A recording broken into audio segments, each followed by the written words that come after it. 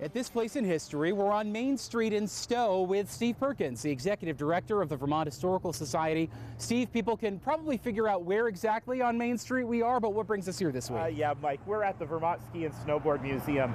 We've been doing a lot of these history pieces, and we've talked a lot about skiing and recreation in Vermont, but this is one of the great places you can go to learn about that industry. So we're going to go inside. We're going to meet with Abby Blackburn, who's the director of the museum. The museum started in 1988, and its home was in Brandon, Vermont. And it bounced around a little bit, Brandon, and then on Route 4 between Rutland and Pico. A group of Stowe locals really thought that Stowe would be a great home for the museum, and it was just a matter of finding that home.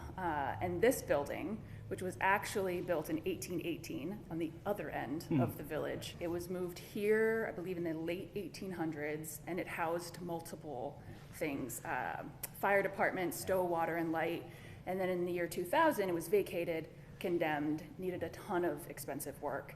And these group of locals were like, this is it, this is the home. So they got together, they ran a capital campaign, and in 2002, gold Olympic medalist Andrea Meade-Lauren cut the ribbon. Moving in here had to involve a lot of money. You mentioned a capital campaign. Any idea about how much that needed to come up with? I believe it was $1.4 million.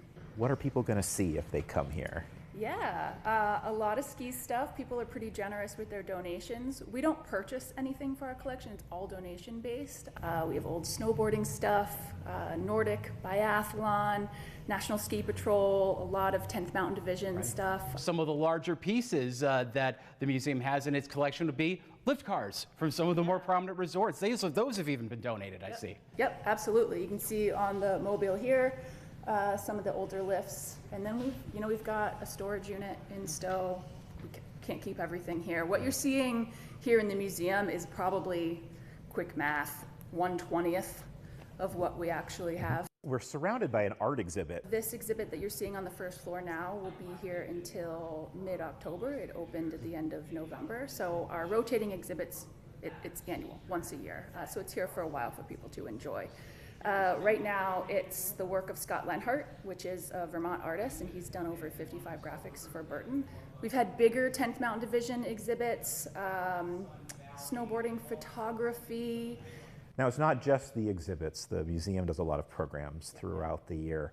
Could you tell us a little bit about a sampling of some of the programs? And then, I mean, certainly touching on the Hall of Fame, too. Yeah, so the Hall of Fame is an annual event. There was a tiny little lapse during the pandemic, but my favorite programming, which has really, really grown, is the Red Bench Speaker Series. And you'll see, it's named after this literal red bench right behind us that was in the Octagon Lodge at Stowe.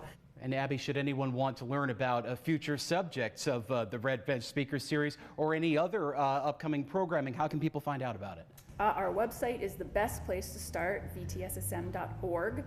Vermont's alpine, Nordic, and snowboarding legacy under one roof at this place in history. Local news that matters.